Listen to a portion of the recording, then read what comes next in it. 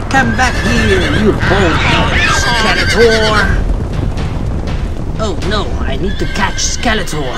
I just need to find a horse. Oh, there's a horse! Haha!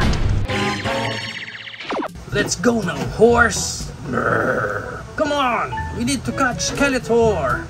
Brr. What's wrong with this horse? Oh, I see. Wrong horse. And here's the toy that we're going to review for today. This is the MCF DC Aquaman, the Lost Kingdom Storm. No, ibang storm. Ibang storm yun. Basta, pag binili natin siya, ganito klaseng packaging ang meron siya. May malaking window dyan. Apparently, yung nakuha natin, hindi na maganda yung status ng box niya. But anyway, box lang yan. I'm not a box collector. Sa likod, may magandang illustration dito ni Aquaman at ni Storm. Although, mas white siya dito compared dun sa actual color niya. And on the side, DC Multiverse McFarlane Toy Storm. On the other side, DC Aquaman and the Lost Kingdom Storm. Aquaman and the Lost Kingdom McFarlane Toys. And on top, DC Aquaman and the Lost Kingdom McFarlane Toys. And at the bottom, barcode and stuff. Pag na-open na natin dito si Storm, as you can see, naka-clamshell pa siya. And dito sa clamshell niya, meron tayong kasamang stand, card, and yung kanyang stand. Bakal yata yung stand niya. And as you can see here, dalawang parts dito si Storm. Ito yung kanyang tail na ilalagay lang natin dito sa kanyang puwitan. Kinumpeg no? Pero fit in na natin. Yon. Alright. Madali lang naman. And pwede siya matanggal ulit. So, eto na ngayon si Storm sa kanyang overall look. Check natin yung front ni Storm. Ganda. Ganda talaga ng details ng mga McFarlane figures. Parang talagang always hands down pagdating sa mga details na binibigay ng McFarlane sa mga figures natin. Talagang masasabi mo parang sulit talaga no? Yung mga details. Kasi talagang kita mo naman yan. Mga details na yan, yung texture na yan. Talagang ang angas. I think dito natin ilalagay naman yung pinaka-stand natin. Yun nga lang, may pusod. May pusod yung seahorse natin. Pero ang ganda, even yung armor, ang ganda, ang ganda. Grabe, lupit. Lupit ng details. Yung mga fins pa niya dito. Oh, natatanggal to, yung mga fins. And ball jointed. And para sa kanyang articulation, itong tali niya dito, para siyang soft rubber na. Pero wag niyo na lang hatakin, baka prone na maputol. Sunod na articulation niya, dito sa head niya yan, up and down, left and right, looks like ball jointed din itong pinaka-ulo niya. And then next is wala sa neck. Of course, dito sa pinaka-connection na natin kanina, pwede mong iganyan, pwede mong iganon. Yan, ipatayo para siyang boat, diba? Para siyang love boat. Ganda. Pero okay din yung ganyan itsura. And then, of course, ito mga fins niya, since ball jointed lang din yan, naro-rotate din yan ng ganyan. Of course, ganoon din dito sa kabila. May in and out din pala. May in and out itong mga fins niya dito. Itong sa ears niya, wala nang in and out. Soft rubber lang din. Ang next na check natin kung pwede bang matanggal itong armor niya. Helmet niya hindi natatanggal. Yung armor niya dito, naka-glue. Naka-glue na sa pinaka main body niya. So, hindi rin natin pwedeng matanggal itong saddle niya. Peg lang siya dito. Tapos susuksok mo lang ito para may matigas siyang portion. Pero, yun nga, dito sa ilalim, sa may chest niya, wala nang any armors dyan. Now, itry naman natin yung kanyang mga accessories, which is yung kanyang pinaka-stand dito na bakal. Bakal talaga siya. Main stand na may nakatatak pa na DC. Of course, lalagay natin yan dyan.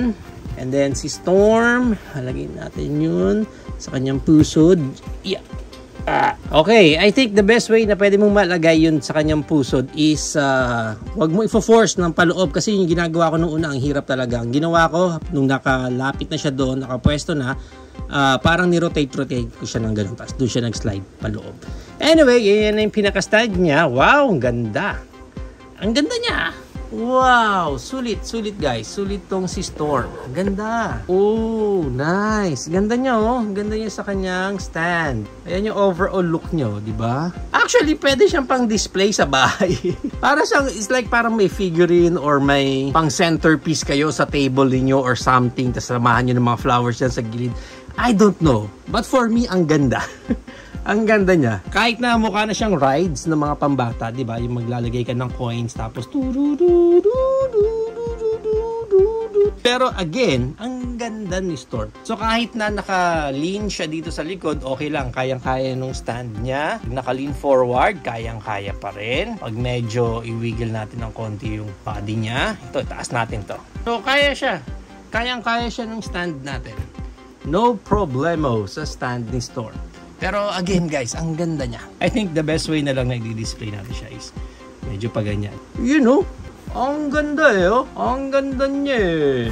Para sa size ni Storm, siguro from his head, top ng head hanggang sa pinakadulo ng tail niya. Oh, mga nasa 15 inches din siya. Nice. Mga nasa 15 inches yung pinakahaba niya. Ang maganda niya, i-compare pa natin siya sa iba pa nating figures tulad ng ating MCF Doomsday knockoff version, Marvel Legends Hulk, Masterverse Viking He-Man. Actually, ang pinaka gusto kong subukan yan, syempre, try natin kung makakasakay yung mga Masterverse natin. Nice! Pwede! Maganda. And we have here our AMK Pro Series Optimus Prime and our 3.75 Black Adam movie Hawkman. So, yan ang ating height comparison! If you're planning to avail this elegant MCF Storm, ang price range niya, based na lang dun sa second hand, no? Since second hand ko naman na siya nakuha, is around 1,000 up to 1,500 pesos. But again, kung SRP nyo siya kukunin or talagang brand new, I think mga nasa 2,500 yata siya, ganung price range.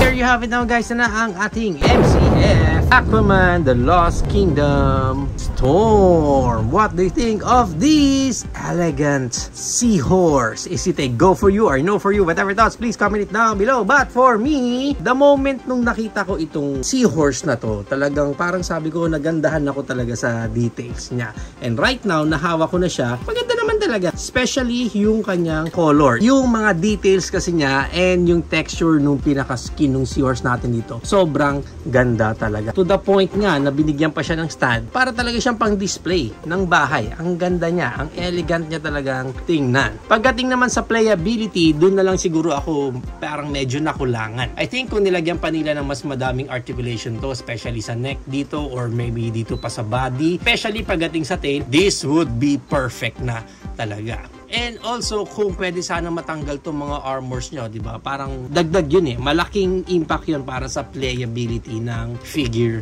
natin. But again, overall, hindi ako nagsisisi at kumuha ako nitong Storm na to. Talagang super sulit and ang ganda niya.